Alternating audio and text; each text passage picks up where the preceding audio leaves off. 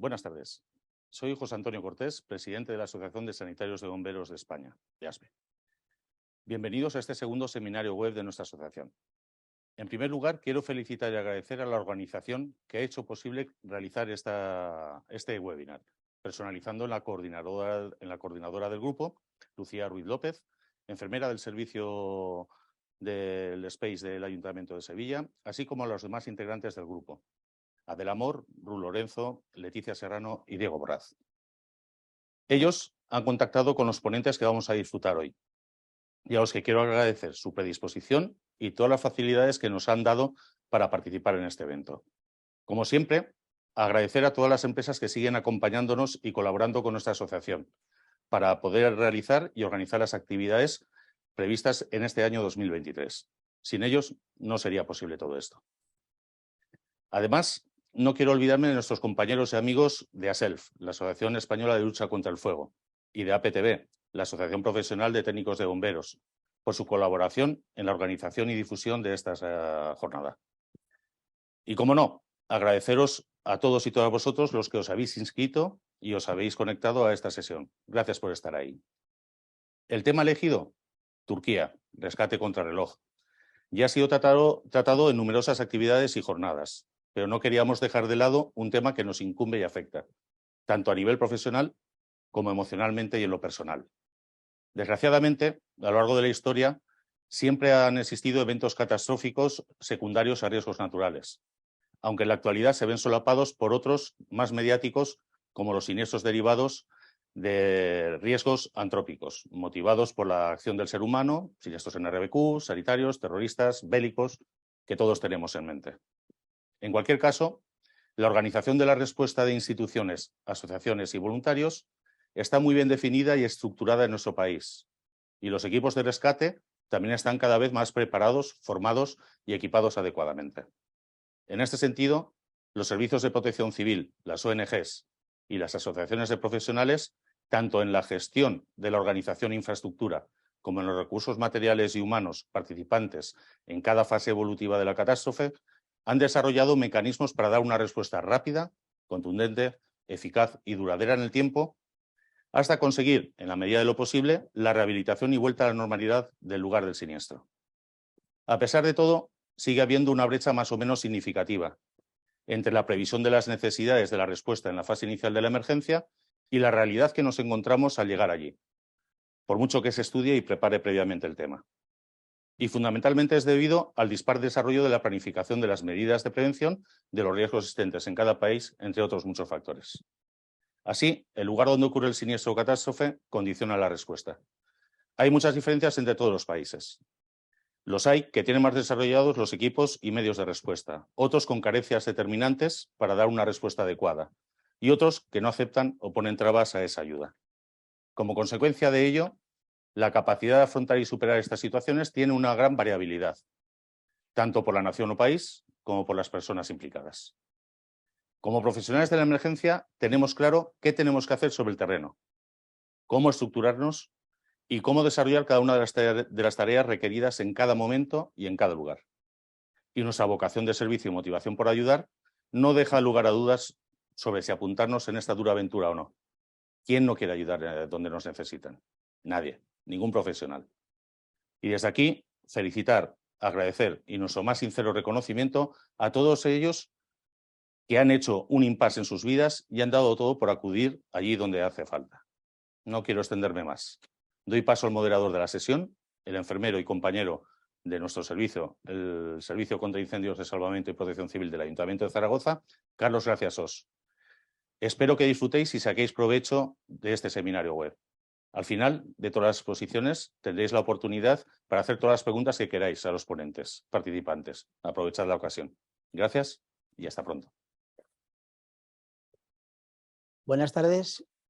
Bienvenidos a la webinar ASBE Turquía Rescate Contrarreloj.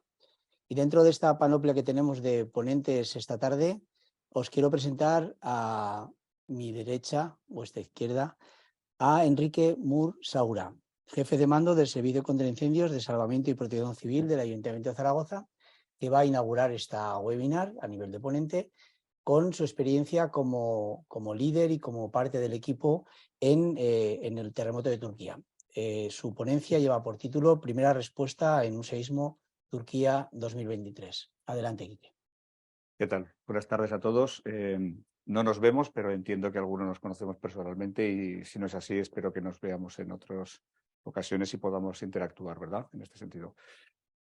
Bueno, me habéis pedido que hablemos un poco en los aspectos logísticos, ¿no?, de esta intervención. Entonces voy a dejar a un lado quizás todo lo que tiene que ver con la propia intervención en sí, ¿no?, la cuestión del salvamento, las búsquedas y demás, porque serán objeto de otra exposición ulterior, ¿no? Claro, cómo sistematizar una intervención de este calibre, pues, sinceramente es una utopía, porque las emergencias de por sí lo que son es caóticas, ¿no? Entonces, intentar que ese caos se convierta en una estructura ya parece una misión imposible, ¿verdad? Sobre todo si hablamos de pues estas pues emergencias tan sutiles que ocurren no demasiado, ¿verdad? O cada mucho, según cómo se vea, pero que son realmente desbordantes en su respuesta. Quizás yo creo que la siguiente imagen nos va a dar la medida de lo que estamos hablando. Mira, este es el espacio que que afectó el terremoto de Turquía-Siria, no olvidarse que afecta a los dos países. Estamos hablando del día 6 de febrero a las 4:17 de la mañana, 7.8 de momento de fuerza. Este espacio que veis en rojo equivale a media península ibérica. Estamos hablando de 500 kilómetros por 500 kilómetros. Hay ahí un sinfín de poblaciones, de espacios, de todo tipo de realidades que se ven afectadas por una magnitud de momento muy potente. 7,8 realmente es fuerte, ¿eh? Claro, intentar, como decía al principio, intentar que todo esto sea un proceso protocolo de A más B más C más D, es un poco, pero unas líneas maestras sí que tenemos que tener, así que voy a intentar dar unas pequeñas trazas. Seguro que lo primero que hay que hacer es entender el lugar al que vais, ¿eh? Antes de empezar a diseñar esto hay que informarse bien de cómo era el lugar, de cómo está, de qué ha pasado, de qué tipo de pues qué tipo de edificios, incluso qué tradición cultural tienen, porque también hay elementos importantes en este sentido. Y bueno, pues ver un poco, si veis en estas fotos, lo que había en el antes. Fijaos en la parte mi derecha, en vuestra izquierda, ese anagrama de Fiat, que os dará la referencia para ver el concesionario derrumbado, ¿no? Entonces, el daño estructural es gigantesco, las posibilidades de supervivencia serán las que sean, pero sin duda hablamos de muchísimos y muchísimos edificios que revisar y muchas áreas que buscar. A una emergencia de este calibre se puede ir por varias vías. Una primera oficial sería el Mecanismo Europeo de Respuesta a Catástrofes, para lo cual hay que ser un equipo USA reconocido, Urban Safe and Rescue Team, reconocido por el organismo internacional INSARAG. Entonces, si conseguís o se consigue que el servicio tenga este tipo de equipos reconocidos a través de la activación del mecanismo europeo, que lo hace el país que sufre la emergencia a través de la Comisión Europea, la Comisión Europea lanza una alarma y estos equipos USA se distribuirían, ¿no? Este carril generalmente vuela en transporte militar, lo cual tiene también una dificultad. Hace poco tuve una polémica no buscada en este sentido, porque en otro foro pues comenté que los vuelos militares tienen una dificultad añadida, que es un ejército entrando en otro país, y esto generalmente ralentiza, y lo hemos visto en otras catástrofes, yo ya lo había visto antes. Y hay que pensar que en este caso, por ejemplo, Turquía es un país OTAN, pero no es un país de la Unión Europea. Tiene los misiles Patriot, el escudo antimisiles y todas estas circunstancias, que hace que un vuelo militar que va a una base concreta cerca de estas instalaciones pues tenga unos trámites burocráticos importantes que pueden dificultar, como así ocurrió, ¿eh? Luego, un plan B sería a través del Ministerio del Interior y las embajadas de los respectivos países, intentando localizar espacios y lugares en los que haga falta claramente una necesidad con una contraparte local, y a través de, como os digo, de embajadores y del ministerio, poder situarte en Madrid volando en un vuelo comercial y que a través del corredor humanitario, que siempre se abre de manera inmediata, poder desplazar todos estos equipos que estamos hablando pues para toda esta área de intervención. Y luego una tercera vía sería ya un poco de manera menos radical a través de una ONG y de manera radical a la brava. La última no la recomiendo porque lo que te va a pasar es que te vas a quedar atascado en un aeropuerto, y la de la ONG al final acaba siempre en la 2 porque tenemos que llevar muchísimos kilos y muchísimo material logístico, luego os contarán. Y claro, embarcar perros, embarcar productos sensibles, toda esta cuestión no es sencilla y al final necesitas contactos políticos, ¿eh? Así que si lo queréis hacer en plan organizado general, intentar usar, y si no, pues establecer contactos ya de alguna manera ministerial o alguna manera para que se os tenga en cuenta a través del Sistema Nacional de Protección Civil. Al final, todo va siempre al mismo punto, que son las personas, y lo que necesitas desde que se toma la decisión de salir hasta que consigas intervenir, pues lo que necesitas es un buen puñado de personas que tengan sensibilidad para el asunto y que vayan más allá de lo escrito, porque en lo escrito, si nos ceñimos a eso, no se podría ir, porque rebasamos, pues ya sabéis, un vuelo comercial tiene un peso estipulado por pasajero que de 30, 35, 40, forzando las máquinas, y aquí nosotros pues nos fuimos seguramente 250, 280 kilos por persona. Entonces ahí Turkish Airlines, que es compañía de bandera de Turquía, tuvo que hacer ese esfuerzo que es, con el sentido común en la mano, todo lo entendemos, pero que al final no cabe duda que detrás hay personas que pasan las líneas bajo su responsabilidad, porque si hubiera un accidente, seguro que habría responsabilidades para todos de que por qué habéis embarcado tal, habéis embarcado cual, en fin. Bueno, una vez que sales en vuelo comercial, en nuestro caso, llegamos a Estambul. De Estambul nos montamos en el corredor humanitario que ya previamente habíamos hablado con embajadas, y nos llevan a Gaziantep, que es el epicentro del terremoto, prácticamente está ahí, en Gaziantep, ¿no? En la zona de Turquía. Del primero, porque luego hubo otra réplica muy importante a las 6 de la tarde, del día 6 también. Un escenario de catástrofe en aeropuerto es un sinfín de agentes trabajando de forma paralela, buscándose la vida y, en fin, no sé, yo creo que estaban 4 o 5 intervenciones internacionales de diferente calibre, pero al final siempre es igual, guachifú, guachifá, ¿qué tienes tú, qué tengo yo? Uno sabe, venga, hablamos en francés, en inglés, en español, en lo que sea. Hay 3 cosas que hay que hacer nada más llegar a un país en crisis. Una es comprarse una tarjeta de telefonía local, con los más datos posibles. Otra segunda, buscarte un traductor, porque cuando sales de las ciudades grandes y tal, en inglés sí, pero no tanto, de hecho aquí prácticamente nada. Y una tercera, que es un conductor, porque la principal causa de muerte del cooperante en terreno es el accidente de tráfico, ¿no? Todos sabemos conducir y sabemos conducir de urgencia, pero claro, no es nuestro terreno y bueno, es fácil de comprender. Aquí en las emergencias se conoce mucha gente, hay gente que viene a... Recuerdo que en la de Haití conocimos a Sean Penn, aquí al chef, a José Andrés. En este caso, José Andrés, no digo que Sean Penn no estuviera haciendo lo suyo, pero en este caso José Andrés venía a aportar y nos apoyó también logísticamente y nos mantuvimos en contacto. Al final es hacer una red sin parar de pues eso, empezar a cambiar teléfonos con todo el mundo para ver dónde estás, quién estás, establecer ese tipo de trabajo humano y personal. Esta es la sala de crisis de la ciudad que nos asignaron, que es las primeras fotos que habéis visto, Adinayam, una ciudad de unos 400.000 habitantes, dañada en un 90% de los edificios. Y bueno, pues ya podéis ver lo que hay aquí, ¿no? A la izquierda la persona responsable es esta que está de espaldas, a su izquierda hay una persona que está dormida, en el fondo hay otra persona, o sea, bueno, pues... Pero aún así hay que hacer un serio esfuerzo por coordinarse, ¿vale? O sea, te tienen que distribuir en un área concreta, tienes que trabajar desde un punto central en el que digas, este es mi lugar.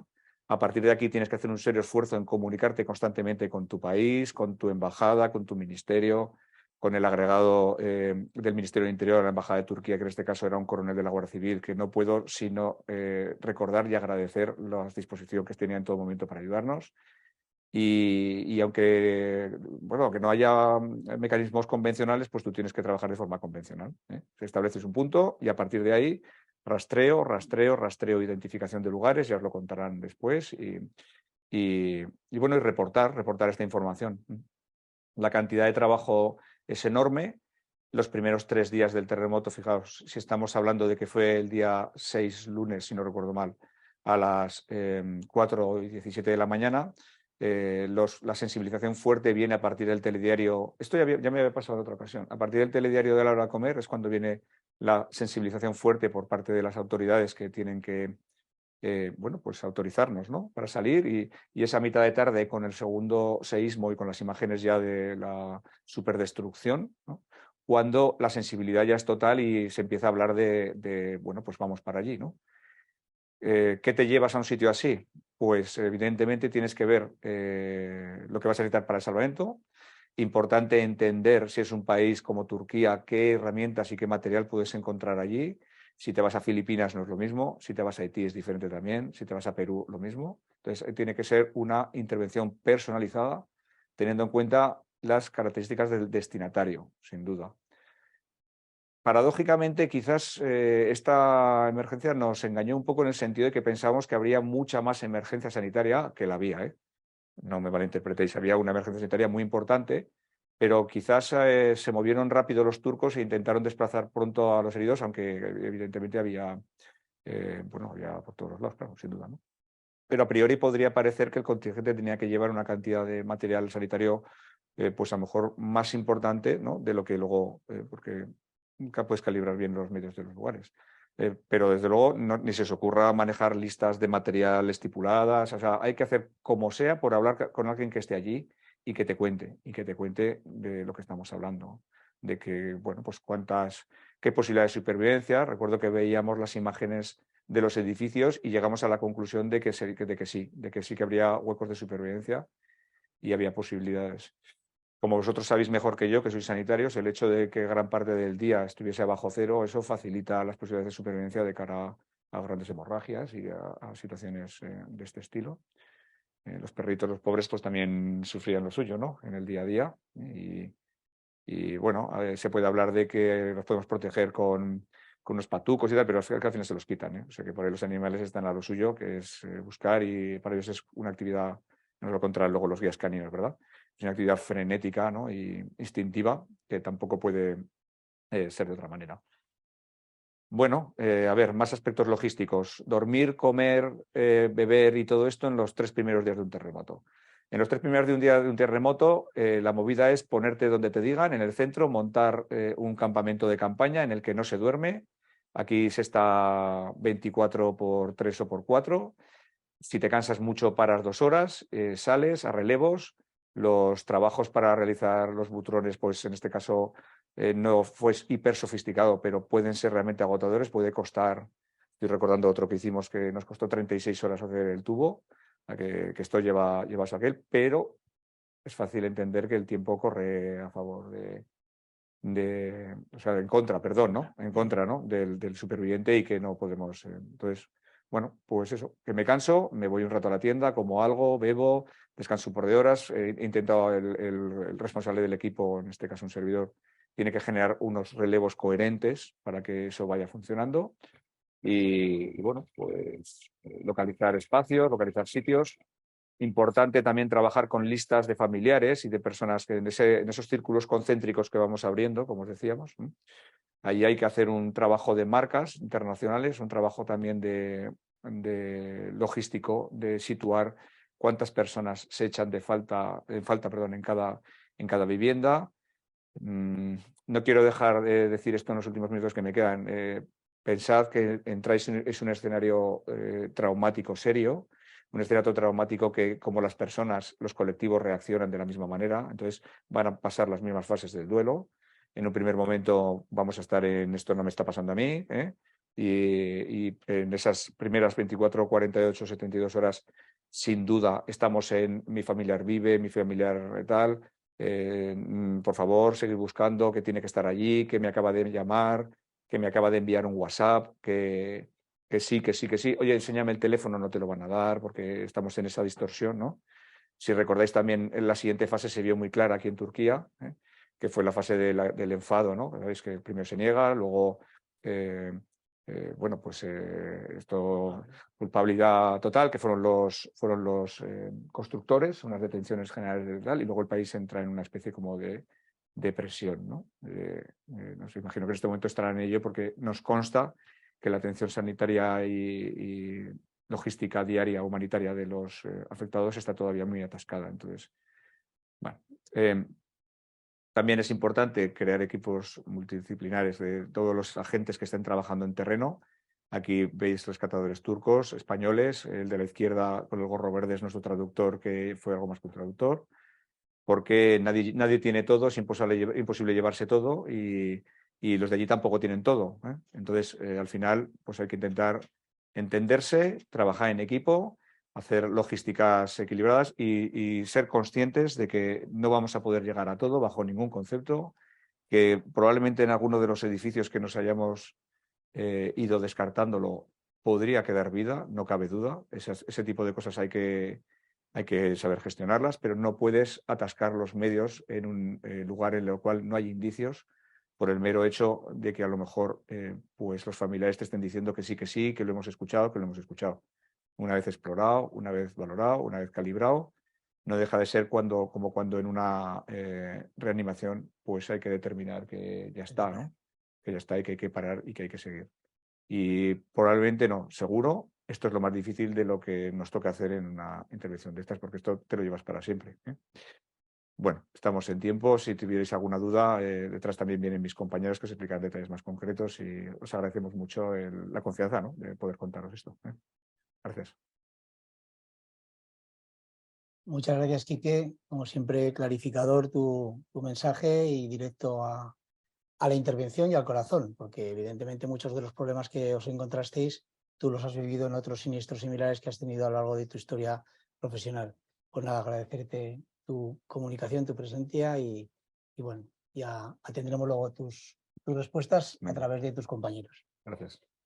A continuación, don Teo Jabaloye Sánchez, presidente de Bomberos Pelmón, cabo de bomberos del Departamento de Bomberos, Prevención, Intervención en Emergencias y Protección Civil del excelentísimo Ayuntamiento de Valencia, nos va a hablar sobre las ONGs y los rescates. Como ya adelantaba antes Quique, pues pueden tener su presencia y su utilidad en este tipo de siniestros. Y cuando quieras, Teo, en tus manos estamos. ¿Qué tal? Muy buenas tardes. ¿Me escucha? ¿Qué tal? Muy buenas tardes. ¿Se escucha? Bueno, pues os voy a contar. Se oye bastante bien, Teo. Vale, estupendo. Pues nada, adelante. Pues voy a contaros un poco lo que fue nuestra presencia en el terremoto de Turquía en febrero de este año. Nosotros somos una ONG, una pequeña ONG que fundamentalmente casi todos somos bomberos del Ayuntamiento de Valencia, profesionales. Y bueno, tenemos un grupo que está especializado en salidas para este tipo de emergencias, para cualquier emergencia, digamos, incendios forestales o terremotos. Y nosotros habitualmente, pues todos somos profesionales, todos por supuesto tenemos nuestras especialidades y nosotros habitualmente pues tenemos unos periódicos entrenamientos y estamos dispuestos y preparados en todo momento. Lo que pasa es que, bueno, en ningún caso habíamos ya ningún terremoto porque nosotros somos una ONG que partimos desde 2017. El Ayuntamiento de Valencia en su momento intentó realizar un grupo USAR ligero, pero la verdad es que para según el estamento de USAR es bastante complicado el poder tener un grupo USAR ligero y poder mantenerlo en el tiempo para cuando ocurra cualquiera de estas catástrofes. De hecho, en España creo que solo hay dos grupos que son la UME y el ENCAM de la Comunidad de Madrid, que son los únicos que están certificados por INSAF para salida. Por lo tanto, nosotros, a través de la ONG, una vez que produjo el terremoto, el Ayuntamiento de Valencia tiene una unidad canina que está también especializada en búsqueda de personas en estructuras colapsadas y son también casi todos miembros de la ONG y entonces pensamos que cuando ya todo esto se empezó un poco bueno, pues a ver que a través de los medios de comunicación existían una gran cantidad de víctimas, que había sido una catástrofe bastante importante y que se necesitaba mucha ayuda, estuvimos pensando alertas a la hora de poder salir para ayudar en la catástrofe. El problema fue que nosotros no disponemos de medios económicos, ni mucho menos, porque solo los pasajes ya valen bastante dinero y además de todo ello, el problema principal es que el material que llevas en un grupo de este tipo de rescate es muchísimo peso y también sería imposible. Aparte de que tú tienes que prever tu propia alimentación, incluso tu propia bebida y tus propios sitios para poder dormir y absolutamente todo. Nosotros prevenidos y, por decirlo de alguna manera, cuando vimos que la magnitud de la catástrofe era demasiado grande y que nosotros quizás no podíamos dar ayuda a esta catástrofe, pues digamos que lo dejamos un poco ver expectativas de lo que podíamos y no podíamos hacer. hasta que, curiosamente, hay una llamada de una persona que trabajaba en el Ministerio del Interior que estuvo estudiando en la Universidad de Valencia. Justamente estuve estudiando en la Universidad de Valencia con uno de nuestros integrantes de la ONG. Y nos comentó de que si nos se necesitaba mucha ayuda en Adiamán, que es donde nosotros fuimos, y que nos iban a proporcionar todo lo necesario para poder viajar hasta allí a través de la Turkish Airlines. Y bueno, pues esto fue a las 10 de la mañana de un miércoles 8, donde ya habían pasado, 8 de febrero, donde ya habían pasado quizás demasiadas horas, pero no pensamos, hablamos con nuestra jefatura que nos dio todo tipo de facilidades y sin pensarlo, a las 6 de la tarde cogíamos un vuelo para Estambul, un vuelo de la Turkish, íbamos 16 profesionales, iba una enfermera también, iban 4 perros, busca personas y el material que pudimos recoger para marchar para allá. Una vez en Estambul sí que nos facilitaron 2 traductores. Los 2 traductores ya vinieron con nosotros permanentemente durante los 3 días que estuvimos allí y en un vuelo militar nos llevaron hasta la zona del terremoto, en Adiamán, que es donde nosotros exactamente trabajamos. Fue, digamos, un poco, esto lo quiero hacer un poco saltar porque fue, digamos, un poco casualidad que nosotros llegáramos allí a poder trabajar. Ya digo, somos los 16 que estuvimos allí, 16 profesionales de la unidad canina, de todos los profesionales, con la enfermera y los 4 perros. Pero, digamos, fuimos por la parte de la ONG. De la ONG, porque nuestra jefatura nos dio todo tipo de facilidades, no hubo problemas. Incluso nos llevaron con vehículos oficiales hasta el aeropuerto de Barcelona y de Valencia para, ya os digo, desde las 10 de la mañana hasta las 18 horas que cogíamos el vuelo, en 6 horas estábamos todos listos para embarcar, para marchar allá. Y allí, una vez allí, los traductores nos hicieron todo el trabajo de dónde teníamos que ir a trabajar, en qué escuela teníamos que ir a buscar, nos sectorizamos, pusimos digamos, un campo, porque realmente ahí luego se trabaja, se tiene que dar constancia de que has llegado a unos SOC, porque los SOC eran unos SOC virtual, porque allí realmente aquello era un caos bastante grande. Y nosotros nos establecimos en un punto donde había muchos rescatistas, muchos grupos de rescatistas españoles, y comenzamos a trabajar en ese más o menos grupo.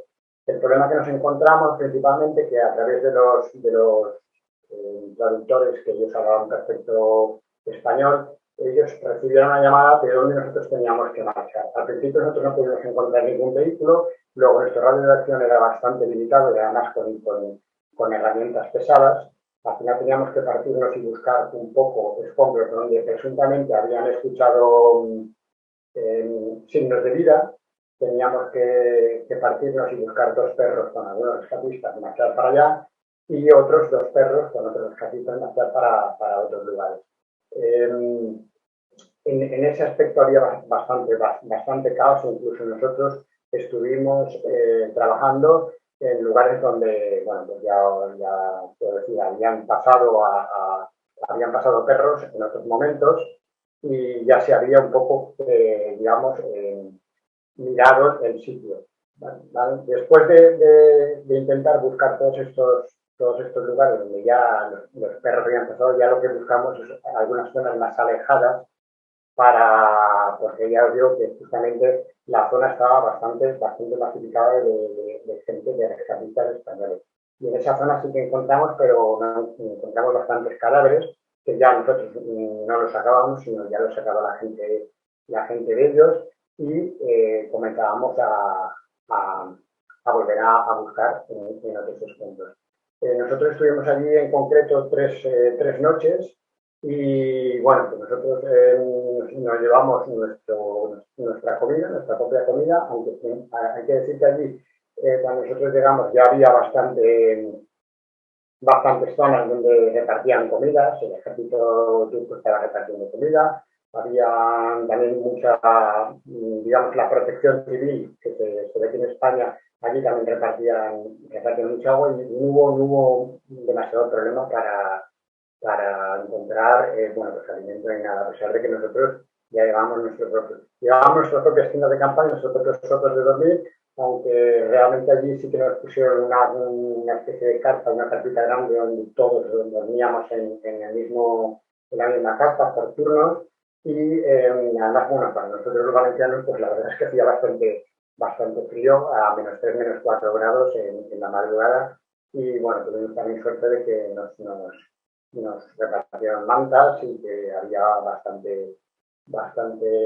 la logística estaba en ese momento bastante. Nosotros, como os comenté, no tuvimos la suerte de llegar demasiado rápido, puesto que estuvimos ahí en un impasse al ser una ONG y, digamos, no tener ningún recurso para salir inmediatamente. Nosotros, cuando llegamos, pues ya os comento que estaba bastante pillada la zona, en decir que se habían pasado mucho los perros por muchas zonas y era un poco complicado encontrar a gente con vida, ¿no? Si no te ibas un poco, digamos, a las afueras de la ciudad, que es donde luego sí que vimos más movimiento, pero no encontramos todavía allí gente con vida, porque nosotros nos movilizamos el miércoles 8 y empezamos a trabajar sobre las 6 de la mañana del jueves 9, que ya habían pasado bastantes horas. Pero bueno, nosotros teníamos que intentarlo. Ya desde el primer momento que nos enteramos de que la magnitud del terremoto era muy, muy grande y que la cantidad de víctimas iba aumentando con mucho tiempo, pues sí que estábamos preparados, ya digo, que en 6 horas aproximadamente, en 6 horas más o menos nosotros estábamos trabajando, nosotros estábamos volando ya para Estambul. La problemática que a nosotros nos gustaría, estamos trabajando en ello sobre todo porque el grupo está formado, tenemos perros, tenemos guías caminos, tenemos material, incluso ahora queremos comprar, estamos buscando una financiación para, digamos, que en estos casos, si no se puede instaurar grupos USA ligero porque, digamos, son caros o son muy caros de mantener, pues la verdad es que sí que nos gustaría pues intentar estar ahí, digamos, en una segunda salida. Si en España solo hay 2 grupos, nosotros intentar en una segunda salida sí que para cualquier emergencia. Hay unos incendios forestales en Brasil, en el Amazonas, que bueno, conozco ONGs que también marchan para allá para ayudar. Y la problemática principal de las ONGs en este caso es que no tienen financiación, no tienen dinero, no pueden integrarse en un, digamos, corredor humanitario donde a lo mejor el ejército es el que te lleva, aunque sí que nos llevaron nosotros de Estambul a Adiamán y de Adiamán a Estambul para volver, sí que fue un vuelo militar el que nos llevó para allá. Pero nosotros en una primera instancia sí que tardamos demasiado tiempo como para poder haber salvado alguna vida más que otra.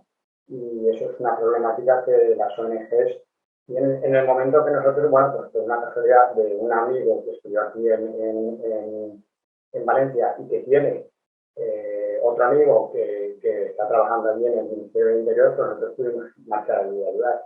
Pero nosotros ya somos profesionales que sí que nos gustaría estar en todo momento en cualquier catástrofe y en cualquier lugar donde haga falta y sobre todo donde se esté jugando las vidas de mucha gente. Y lamentablemente lo vemos porque esta ONG está trabajando nosotros vamos a hacer ahora justamente 2 proyectos que son de formación para bomberos voluntarios en Perú y formación de bomberos voluntarios en Nicaragua, donde ellos van a recibir toda la formación que nosotros recibimos y recordar que son gente que trabaja además de una manera de un carácter voluntario. Estas formaciones las vamos a hacer por la tarde porque ellos trabajan por la mañana. Su característica de bombero es una característica totalmente voluntaria. Es para nosotros importante que esa formación que le vamos a dar, en este caso también en momentos de escombros en Perú, la podamos realizar de una manera fácil, de una manera mucho más fácil de la que podemos tener una vez.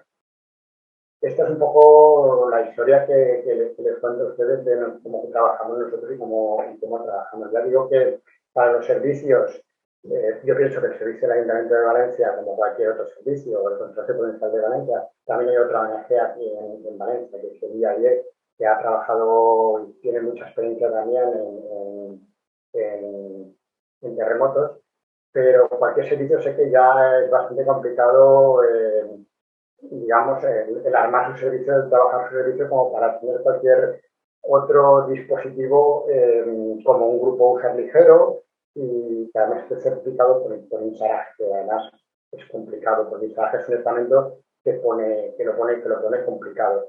Pero, bueno, pues nosotros como ONG es la única salida y la única manera que tenemos dentro de ayudar a países en vías de desarrollo, o lo que más se llamaba antiguamente tercer mundo. Pero cuando ocurra cualquier catástrofe severa donde, digamos, necesiten a nivel internacional, pues Bombers Vermont es una ONG que va a estar ahí. Y con esto hemos recogido mucha experiencia, hemos trabajado mucha experiencia y ahora pues estamos buscando la manera y la forma de que, bueno, pues que nosotros podamos marchar lo más antes posible de lo que tardamos, porque tardamos demasiado tiempo como para, bueno, pues podríamos haber salvado muchas más vidas, seguro, si pudiéramos haber llegado mucho antes. Yo creo que esto es un poco la problemática, creo que los gobiernos o las instituciones, los ayuntamientos, tienen sus problemas y, lógicamente, pues ya con mantener los servicios tienen bastante, pero nosotros a través de una manera altruista creo que estamos en deuda un poco y de una manera vocacional por nuestro trabajo de poder salir a ayudar a quien no tenga perfectamente los recursos que podemos tener en España o que podemos tener en Europa. En Europa o en Valencia, seguro que en cualquier otra ciudad de España los recursos son buenos en comparación con los otros recursos que pueden tener en otras partes de los países y sobre todo en países que, aunque sea Europa, son zonas un poco deprimidas, porque nosotros ya lo pudimos ver, lo pudimos observar como las personas, la gente que se quedaron sin hogar, que estaban viviendo en la calle, que estaban conviviendo con nosotros, que nos miraban, que al lado justamente había otra tienda de campaña grande donde vivían gente turca o refugiados kurdos realmente, que se veían que eran personas que realmente se habían quedado sin nada. No tenían ellos exactamente dónde ir y no tenían nada que hacer, sino que esperar allí un poco a ver qué era lo que iba a pasar con probablemente algún familiar que había desaparecido de los escombros, o a ver qué podían haber pasado o qué iba a pasar con ellos donde no habían perdido a nadie, ¿no? Estaban un poco pues conviviendo con nosotros y se veía como pues en las caras de sufrimiento y de sufrimiento. Yo creo que Europa, el primer mundo o España, los servicios de bomberos, estamos en deuda un poco con este trabajo. Nosotros desde Bombers Vermont estamos, ya digo, un poco en deuda en este trabajo, porque lo que queremos es ayudarles y más sobre todo ayudar a gente que trabaja por este trabajo, con este trabajo de bombero, con esta vocación, con esta profesión, de una manera completamente altruista. Y bueno, esto es un poco lo que os quería comentar sobre lo que nosotros hicimos en Turquía, quién es Bombers Vermont, la problemática que yo creo que tienen las ONGs a la hora de salir alguna catástrofe. Y bueno, pues luego si acaso debatimos, porque creo que en España hay solo 2 estamentos sin salar certificados, como dije antes, creo que era la UNE y el EICAM de Madrid. Yo creo que deberían de haber muchísimas más estamentos certificados para salir, porque sobre todo en Turquía nos dimos cuenta de que ahí había mucho trabajo y para muchos rescatistas y para muchos bomberos. Muchas gracias y esto ha sido mi conmigo. Muchas gracias, Teo. Tienes toda la razón, es una de las vías de presencia en estos siniestros, o la oficial o la, entre comillas, extraoficial a través de las ONGs, pero las dificultades son igual de tremendas unas con otras. Agradecerte, desde luego, tu trabajo como miembro de bomberos, pero también como miembro de una ONG y estar presente en estos seísmos, ¿no? Muchas veces todo el trabajo previo que hay que diseñar para estar presente en estos siniestros se trabaja cuando no existen estos siniestros, a nivel de permisos, de solicitud, de maneras de facilitarnos el trabajo para cuando sucede la catástrofe tener que activarnos rápidamente, no tener que esperar días y días porque se te llevan los demonios y no poder moverte en este punto.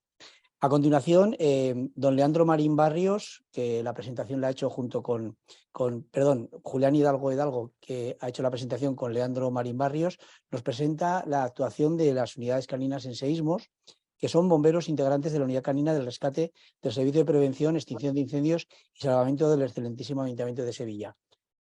Cuando queráis. ¿Qué tal, compañeros? Pues nada, soy Leandro Marín, soy bombero del Ayuntamiento de Sevilla hace 33 años y también soy miembro de la unidad canina de este cuerpo y BATS también del cuerpo. Bueno, para no abundar de lo que han hecho mis compañeros, pues bueno, estoy de acuerdo con lo que han dicho ellos, naturalmente. Nosotros, por supuesto, queríamos ir desde el primer día al terremoto, pero como bien ha explicado Teo, el tema oficial pues no lo permite, ¿no? Quería,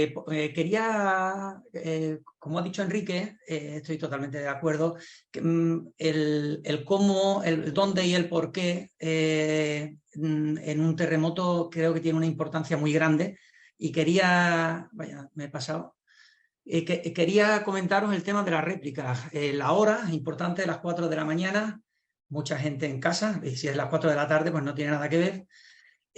Una zona muy poblada y las réplicas, ¿no? Todos hemos hablado del 7.8, a las 9 horas un 7.5, pero a los 11 minutos del primer 7.8 hubo un terremoto de 6.7. Con lo que la gente se quedó muy tocada, porque ya había gente que estaba intentando ayudar y tal, y le vino el 6.7. Y cuando ya estaban las labores de desescombro de ellos, resulta pues que hay uno de 6.7 y entierra tanto a gente que participaba en los rescates como a gente pues, que estaba atrapado y todavía se atrapa más, ¿no? Eso psicológicamente se vio mucho en la gente cuando estábamos allí, porque tenéis que saber que cuando había un sismo allí la gente se iba corriendo y nos llamaba mucho la atención. Y cuando sabes que desde el primero al tercer día hubo 1.135 réplicas, pues ya empiezas a entender que cuando la gente percibe un movimiento, pues se asusta muchísimo, ¿no? Con todo lo que ha pasado. Llegado a esto, nosotros, me alegro por Leo, tuvo la fortuna de que bueno, tuvo una buena experiencia en cuanto al tema de la ONG. Nosotros en la unidad hemos participado, este sería mi tercer terremoto, pero los compañeros hemos ido a más de 10 terremotos y hemos ido compartiendo, entre todos hemos compartido experiencias. Cuando vas con la ONG, en muchas ocasiones Leandro, se te oye mucho la música. estás un poco perdido, ¿no? Nadie te dice dónde tienes que asistir. Leandro, se te oye mucho la música. Fue una oferta desde el primer día, que queríamos ir desde el primer día como vosotros, lógicamente. Y desistimos porque pensábamos que íbamos a estorbar allí. ¿Qué pasó? Pues tuvimos la fortuna que contactó con nosotros unos compañeros de Turquía y nos contactó con nosotros el jueves. El terremoto fue la madrugada del domingo al lunes, y entonces pues nos dijeron que por vía diplomática Portugal se había puesto en contacto con Turquía y que Turquía necesitaba unidades caninas. Daros cuenta que estamos hablando del jueves. Nosotros salimos el viernes de Lisboa y aquí como veis, aquí ya estamos en el avión. Turquía nos tiene reservados los vuelos en el avión, y los perros, como veis, bajan dentro del avión. Llegamos a Estambul. En Estambul tienen parado un avión, tienen 40 minutos parado un avión, de ahí bajan a 15 personas y nos montamos nosotros de la misma manera. Y cuando llegamos a Adana, hay un helicóptero del ejército que nos está esperando para llevarnos a Hatay. Nosotros hicimos Hatay. ¿Qué pasó? Pues claro, tardamos en llegar a Hatay 24 horas. Imaginaros lo que hubiéramos tardado si hubiéramos ido de otra forma. Ellos nos estaban poniendo el terreno totalmente a fondo. Cuando llegamos a Hatay, de pronto pues teníamos allí a un traductor y teníamos varias picas. Mira, os muestro, este es cualquiera de los días en los que íbamos al terremoto. Íbamos a indicar que fuimos un solo día. Como decía el compañero, como decíais los compañeros, el frío era terrible. Entonces nosotros tuvimos mínimas entre 12 y 18 grados bajo cero. Llegado a este momento, pues podéis imaginaros por las noches, ¿no? Cómo estábamos. ¿Hay problemas con...? Bien. Entonces, bueno, quería poneros esto. aquí, como veis, el escenario de la llegada pues es zona de guerra. Se lo enseñé a un amigo y me dijo que le recordaba a un bombardeo en México. Nosotros ahí en la pica, no sé si se escucha, resulta que lo íbamos diciendo, esto es zona de guerra, ¿no? Era lo que parecían mis compañeros que habéis hablado y habéis estado allí, y a lo mejor algún otro que está aquí escuchando o está de acuerdo. Lo grande de ir con la organización es que estás con el puesto de mando avanzado, como habéis comentado, vosotros habéis tenido la fortuna de que haya sido así. Yo he tenido la experiencia en otros casos pues que no, y entonces nos van llevando de un lado a otro y de una manera que bueno, te estás tremendamente frustrado porque te das cuenta que ya hay 10 equipos que han estado en el mismo sitio antes que tú, ¿no? En este caso nos requerían que íbamos con el Unioff, bueno, me estoy enseñando un poco, el Hotel 5 Estrellas y este chaval de ahí es el traductor. Llegamos 24 horas después y comenzamos los trabajos. A las 2 de la mañana dejamos de trabajar más que por nosotros, por los perros, y por la mañana nos recogía este amigo y nos llevaba con un listado interminable que no podíamos abarcar. ¿Por qué? Porque había 4 millones de edificios que, si no completamente colapsados, gran parte de ellos estaban ahí. O sea, había trabajo para todos ellos, para todos nosotros y para otra mucha más gente que haya ido. Pero claro, tiene que ser un trabajo en el cual haya un control. Tenemos que saber dónde, cómo y por qué, ¿no? Entonces, bueno, íbamos a ir y os voy a poner una de las casas. Aquí localizamos a una señora y a su hijo. Y nosotros, pues bueno, el recabo de datos y la estrategia de búsqueda y la evaluación de riesgos que hay aquí, ¿no? Bueno, pues fijaros el edificio. Este edificio medía 2 plantas más. Nosotros aquí, no sé si se escucha, nosotros aquí, pues resulta que pues conectamos los datos del jefe de obra, que nos va dando datos, nos van diciendo la gente a las que familiares están buscando, sus familiares están por la periferia, naturalmente. Nosotros, pues bueno, elaboramos una estrategia. Aquí os voy a mostrar una búsqueda. En concreto, bueno, en este caso estamos Julián y estoy yo, y ahí está el perro. El perro en la entrada, hay un tronco, agujero, que ya el perro ha marcado desde el primer momento, se le desvía, porque acaba de estar totalmente excitado de los nervios que tenemos todos nosotros, y ellos también. Esta ya no es la primera búsqueda. El perro es incansable, ¿no? No sé si se escucha, el perro ya ha marcado ahí, pero aquí tenemos 2, 3, 4.000 metros de superficie y tenemos que marcar un sitio concreto. El perro entra dentro y va a ir avanzando y se va a acercar lo más posible al punto de la emisión odorífera. El perro ahí, pues no lo veis, pero ahí bajando hay un boquete que así va perfilado, se va dando golpes por todas partes hasta que llega una curva derecha que ya no lo veo. Cuando ya no lo veo, empieza a ladrar y entonces pues me tengo que acercar a ver qué distancia ha recorrido. Acercaré lo posible. Voy dentro y cuando un compañero ve ya que efectivamente el perro, como los compañeros de la UCR, tenemos perfectamente conocido cuál es un ladrido un poco de dolor, de nervio, o lo que viene siendo un ladrido que marca, ¿no? Un ladrido sólido, un ladrido constante. Y entonces, cuando yo voy un tramo, el compañero va entrando y va siguiéndome. Aquí vemos otra práctica, otro caso real en el cual el perro, pues bueno, en su estrategia ha entrado en la profundidad del edificio. Yo cuando ya lo voy perdiendo de vista o cuando veo que hay un obstáculo insalvable para él, por hierro, por etcétera, pues porque daros cuenta que aquí han estado ya haciendo toda la labor. Veis que hay un dron que está ahí a los pies de mi compañero. Ahí tenemos un segundo perro que va a ir a confirmar donde marque el primero, si es que ha marcado, o si se lo ha pasado, pues va a tirar hacia adelante, ¿no? Cuando el compañero ve que yo ya desaparezco, pues entonces avanza por si hubiera algún problema, pues que haya algún elemento. Al menos que sepamos distancia por si tenemos que buscarnos, ¿no? Habéis visto ahí una serie de elementos pues que parecen puntales. Ahora hablaremos sobre ellos. Aquí en estos casos, cuando ¿qué pasa, no? Cuando localizamos, ¿no? ¿Y por qué el perro en pleno siglo XXI es la herramienta que nos lleva a localizar? Fijaros, el jueves Turquía reclama perros. No reclama bomberos, ni reclama mano de obra, ni nada, reclama perros. ¿Por qué fueron nuestros compañeros de Portugal? Porque fueron con 4 perros que localizaron aquí en España. Ellos se pusieron en contacto, nos fuimos con ellos y fuimos para allá. Nos estaban esperando como agua de mayo. Si veis en estas imágenes, cuando nosotros llegamos nos están esperando toda la mano de obra, se para, se ponen un poco a nuestra disposición y nosotros vamos a evaluar la zona y a marcar si encontramos con vida o a decir que pues, no hemos encontrado a nadie, ¿no? Y siguen las labores. ¿Por qué el perro es la herramienta, ¿no? Voy a entrar un poco por ahí. Bueno, pues porque para el perro el olfato es su sentido más valioso. El perro vive en un mundo de olores, mientras nosotros vivimos en un mundo de visiones. ¿Por qué? Bueno, pues el perro tiene muchos más receptores olfativos que nosotros, mientras que el humano tiene unos 5 millones, el perro tiene entre 200 y 300.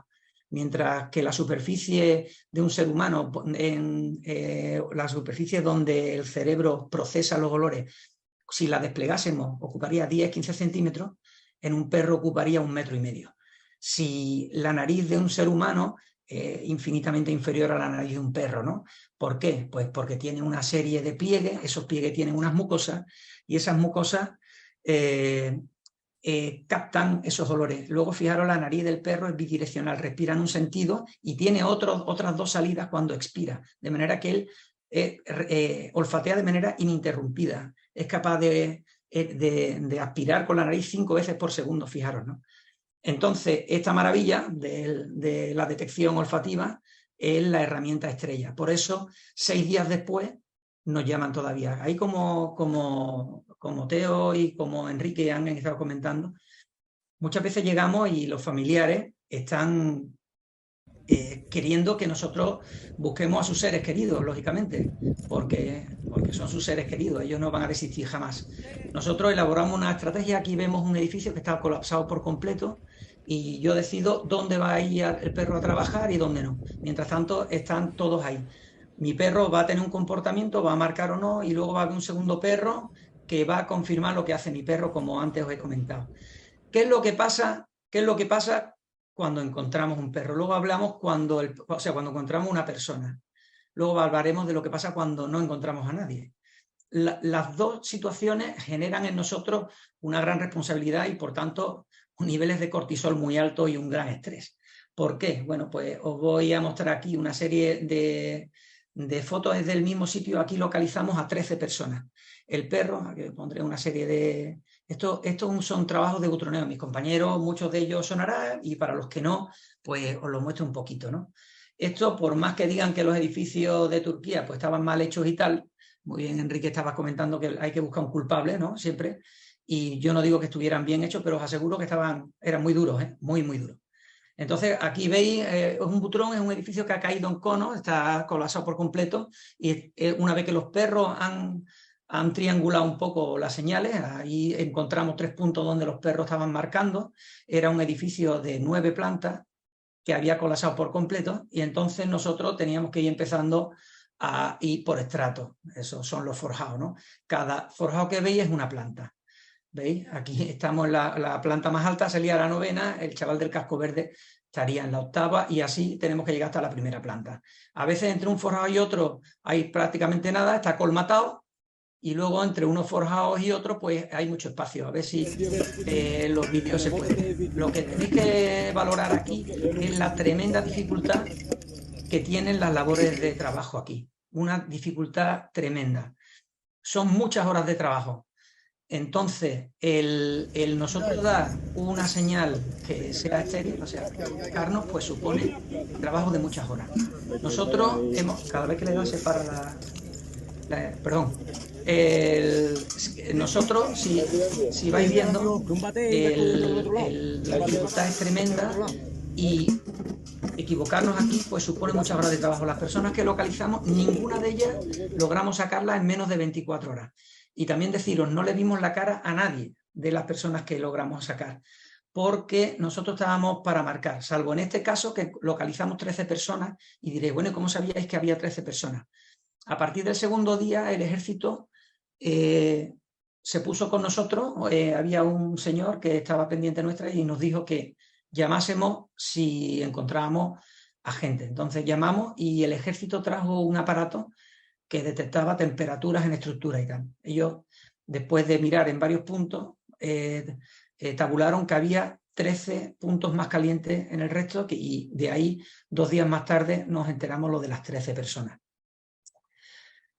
Fijaros también en la enorme dificultad que tiene. Estos señores que están aquí, algunos eran bomberos, pero muchos de ellos eran mineros. Turquía, a todo el cuerpo de albañilería, de demolición y tal, los captó para las 10 ciudades más afectadas, y toda la minería del país las mandó para allá. Verdaderos profesionales en el butrón y en el apuntalamiento. Nosotros trabajamos y tratamos de tener un toque experto, pero ellos se dedican a eso. Cuando los vemos trabajar con una Hilti, cuando los vemos trabajar con un pico y cuando los vemos apuntalar a la velocidad que lo hacen, es tremendo.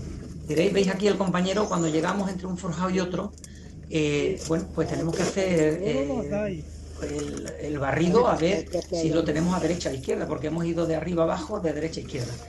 Cuando la superficie es muy grande, entonces cuando se plantea el apuntalar, pero fijaros hasta cierto punto en la inestabilidad y la poca eficacia que puede tener, porque cuando yo descargo el peso en la parte de abajo, en la durmiente, si os fijáis, sé lo que hay abajo, no sé lo que hay abajo. Pensad también en qué sentido van las cargas, porque cuando hay una réplica, en qué sentido van las cargas. Luego, recordemos siempre, nosotros apuntalamos de abajo arriba y de fuera hacia adentro. En estos casos, pues es imposible. Por lo tanto, la mayoría de las veces, pues prácticamente, bueno, pues hacías una valoración y entrabas de una manera muy expuesta, como estáis viendo aquí al compañero, ¿no? Fijaros aquí también, estamos en un forjado, estamos rompiendo un forjado, y estos son estos chavales mineros, para que veáis pues eso, las dificultades que tiene y el estrés que sufrimos nosotros cuando marcamos o no marcamos, tanto en un caso como en otro. Cuando marcamos, mucha alegría, pero nos aseguramos mucho, un segundo perro, incluso íbamos 4, a veces metíamos incluso un tercer perro. Vemos diferentes tipos de derrumbes. Aquí vemos un derrumbe estratificado y vemos al compañero Julián. Fijaros en estos puntos de aquí, en los cuales estáis viendo esto que parece un puntal. Eso no es un puntal. Eso es un testigo. Si las cargas se movieran o de pronto soportaran más peso, se rompería y sería un aviso. Eso, si os fijáis, es muy, muy esbelto para la cantidad de peso que tiene. Y luego pensad en qué base está. Este es el caso que vimos, que yo había entrado por adentro y él elabora una estrategia diferente con su perro y va a subir por arriba. ¿Para qué? Vamos a dar puntos de sueltas distintos para ver si los perros marcan o no marcan en el mismo punto. De esa forma logramos pues, que no haya un rastreo, que solo haya un venteo, y consolidamos de una manera mucho más sólida el hecho de que el perro ha marcado en 2 puntos habiendo llegado por puntos diferentes. Fijaros la dificultad que tiene un perro, fijaros la cantidad de hierros que hay, claro, las máquinas han estado trabajando, y fijaros la gana que tiene de trabajar el perro. Nosotros, como la mayoría de las unidades caninas, no reforzamos nunca con comida, porque imaginaros en esa casa, pues están sus morcillitas, los señores tienen sus cocinas, sus neveras, y pudiera ser un estímulo desviatorio. El perro sabe que no va a comer en ningún momento, por lo tanto no va a buscar comida, porque además lo tiene totalmente prohibido y sería castigado. Lo que aprovechamos es el impulso lúdico del perro, los grandes instintos del perro, que son la presa y la caza. Entonces, pues esos son los instintos que nosotros fomentamos en el perro y son los refuerzos que ellos tienen. Y tenemos que velar mucho con que los refuerzos sean superiores a la parte negativa que puede tener el perro, ¿no? Fijaros los niveles que vamos a ir encontrando de demolición en los sitios, no de demolición, bueno, de colapso.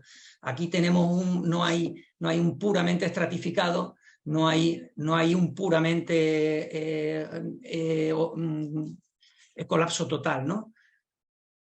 Fijaros aquí las zonas que nos encontramos, edificios que parecen en pie y sin embargo pues tienen zonas donde tenemos que buscar. Aquí esta foto quería enseñarosla, esto es marchando después de decir que no hemos encontrado a nadie y las máquinas empiezan a trabajar. Veis aquí un grupo de compañeros, de colaboradores, bomberos, protección civil, minería, etcétera, que lo que están es viendo a ver si hay alguna víctima. Voy a pasar aquí un poco rápido, el tiempo se nos viene encima. Fijaros, aquí tenemos un poco varias búsquedas en colapso. Aquí quería marcaros un punto en el cual, fijaros, el perro no puede pasar, hay una serie de hierros. Tenemos que quitar hierro, tenemos que meter el perro dentro y que el perro vaya marcando. Este es uno de los sitios donde encontramos personas con vida. Este punto también me llama la atención porque este edificio estaba en medio de una calle, había arrastrado parte de las paredes de los edificios colindantes y en el fondo también había edificios parcialmente derrumbados. Aquí podemos tener la impresión que estamos en medio de la calle, pero fijaros ahora la altura de escombro que hay. Esto es un edificio completo de 8 o 10 plantas y estamos en la azotea. Sin embargo, hay un punto en que parece que estamos en medio de la calle. Esto era una constante. Salimos en el punto de arriba.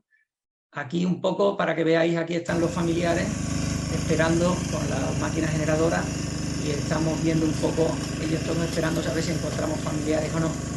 Nosotros, sin embargo, estamos ahí en la masa de escombros. Aquí afortunadamente encontramos a personas y estamos colaborando en los procesos un poco de butroneo y de búsqueda. Ya os digo que solo lo hicimos en esta ocasión y porque es que había tal cantidad de casas que era imposible.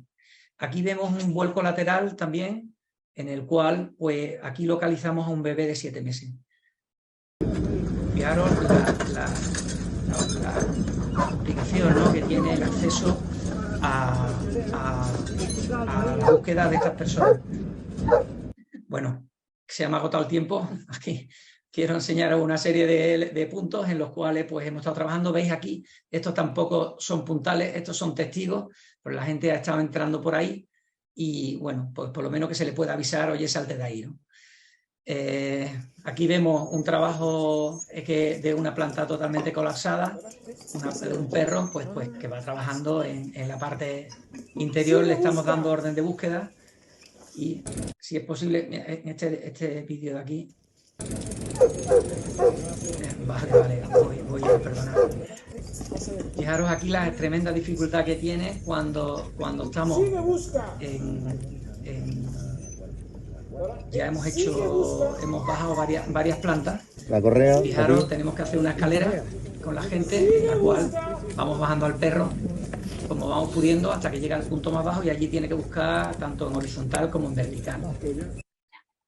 Bueno, amigos, pues nada, aquí este es un punto en el cual se localiza una persona, ese es el punto más satisfactorio. Les digo, nosotros allí tuvimos una semana, tuvimos la fortuna de localizar 16 personas y bueno, cuando nos vinimos porque los perros estaban tan heridos que ya no podían más y bueno, muchas gracias y un saludo.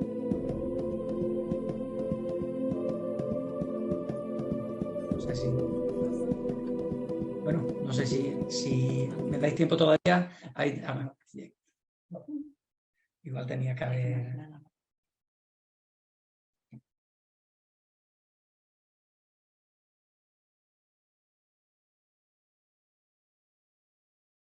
Gracias, Leandro. Recuerda que cuando bajes a Sevilla te tire de las orejas por haberte pasado el tiempo. Pero bueno, ha sido muy instructivo también todo el trabajo de las unidades caninas en este trinomio de rescate, ¿no? De bomberos por un lado, unidades caninas por otro y de trabajo sanitario por otro. Y en eso estamos ahora. Os presento al doctor Lázaro Jiménez Clemente, médico de la asistencia médica del Servicio contra Incendios, Salvamento y Protección Civil del Ayuntamiento de Zaragoza, que nos va a hablar sobre el politraumatizado extremo. Hablemos de estructuras colapsadas. Cuando quieras, Lázaro. Hola, buenas tardes, compañeros y compañeras. En primer lugar, pues gracias por estar aquí en esta tarde, en esta webinar sobre los terremotos. En segundo lugar, agradecer a ASBE que haya tenido la deferencia de invitarme a esta charla. Me quedo vista la charla de Enrique, de Teo y ahora del compañero y mis compañeras que vendrán posteriormente. La verdad que me quedo pequeño ante lo que han hecho ellos, porque, bueno, es verdad que han trabajado en situaciones extremas, en condiciones extremas y han hecho todo lo posible por salvar una vida. Yo voy a hablar, como ha dicho Carlos, del tema de la parte sanitaria. Yo voy a hacer, lógicamente, es una pincelada, porque yo creo que no hay politrauma o traumatismo más extremo que el que te puedas encontrar en una situación de catástrofe y sobre todo cuando hay un terremoto y hay estructuras colapsadas.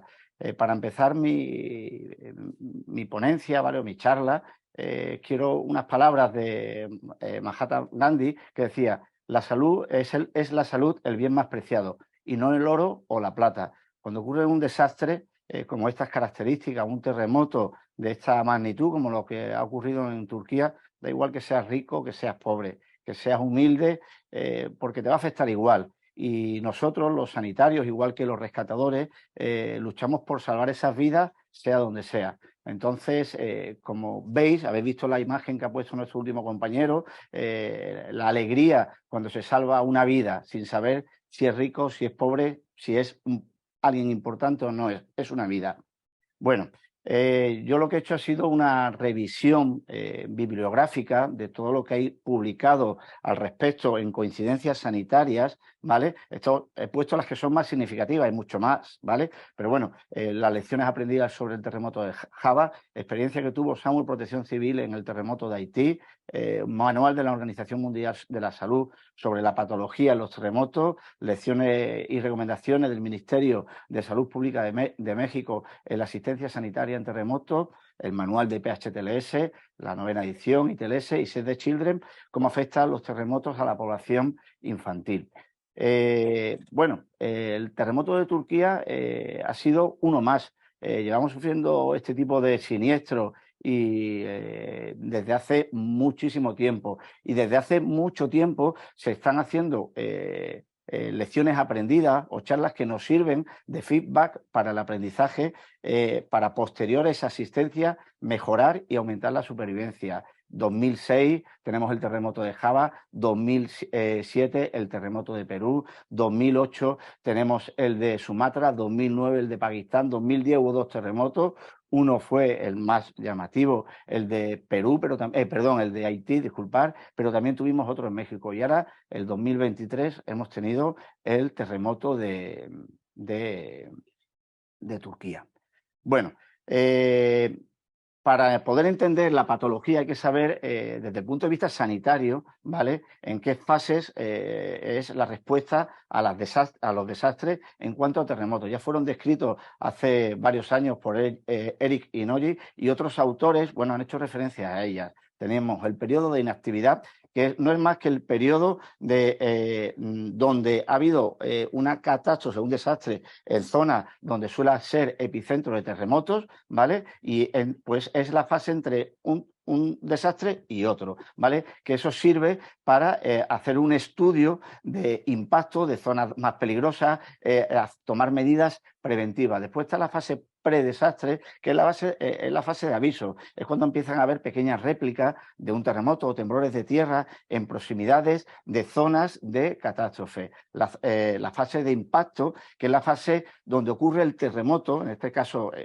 como ocurrió en Turquía, ¿vale?, que en ese momento los servicios sanitarios, los rescatadores, poco podemos hacer, ¿vale? La cuarta fase, que es la importante para nosotros, y sobre todo en los tiempos, lo han dicho, los tiempos, ¿no? Muchas veces no es lo que queremos, sino lo que podemos hacer, ¿no? Porque no depende de nosotros. Podemos tener muchas ganas de ir a prestar asistencia y ayuda, pero en esa fase depende de los trámites políticos, los trámites de seguridad para poder ir a un país a prestar nuestra ayuda. En Turquía, como dijo Enrique, es un país que pertenece a la OTAN, pero no pertenece a la Unión Europea, con lo cual la entrada en ese país exige unos requisitos, ¿vale? En esa fase, la cuarta fase, es la importante en cuanto al número de víctimas y en cuanto a la mortalidad. Y después está la fase de recuperación.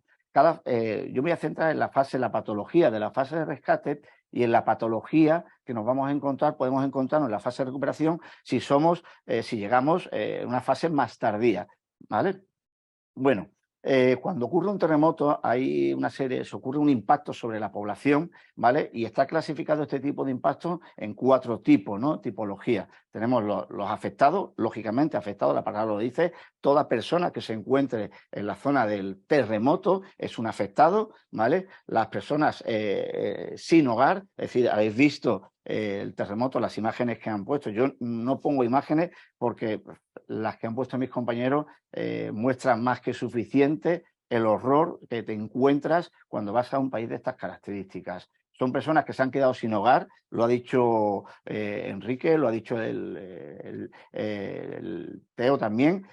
Son personas, hacía frío, estaban bajo 10, 15 grados de temperatura por la noche. Son personas sin hogar que tienen una necesidad, que pasan fría, y esas personas pueden presentar patologías por los agentes físicos. Después tenemos los lesionados. Pues lógicamente los lesionados son aquellos que han tenido algún tipo de lesión, ¿vale? Secundaria al terremoto, no solo por las estructuras colapsadas. Y después los fallecidos, los muertos, que también hay que manejarlos, porque de no tratar o rescatar los muertos es fuente de infecciones.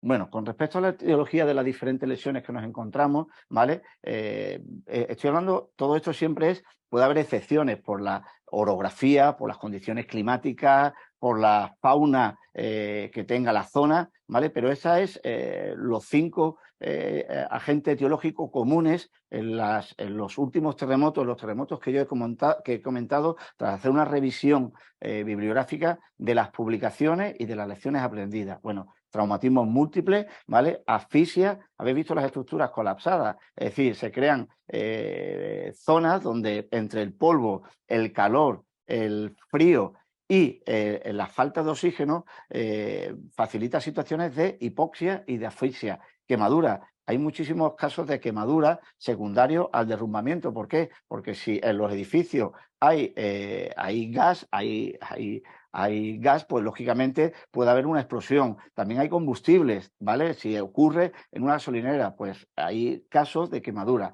El síndrome de inhalación de polvo, todo que esté atrapado en una estructura colapsada, donde haya va a haber partículas en el ambiente que al final, a la larga del tiempo, van a provocar complicaciones y el síndrome de inhalación de polvo. Y por supuesto, las lesiones secundarias al propio entorno, es decir, por los agentes físicos, tanto la hipotermia como la patología del calor, ¿vale? Esto estoy hablando de los lesionados.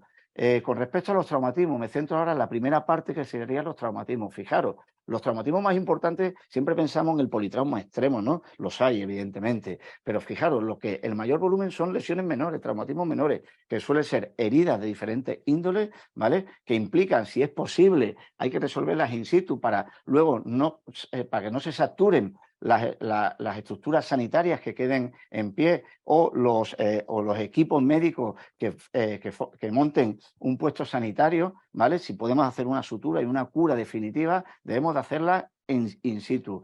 Contusiones y fracturas simples, ¿vale? Después de los traumatismos mayores, evidentemente tenemos el politrauma extremo, ¿vale?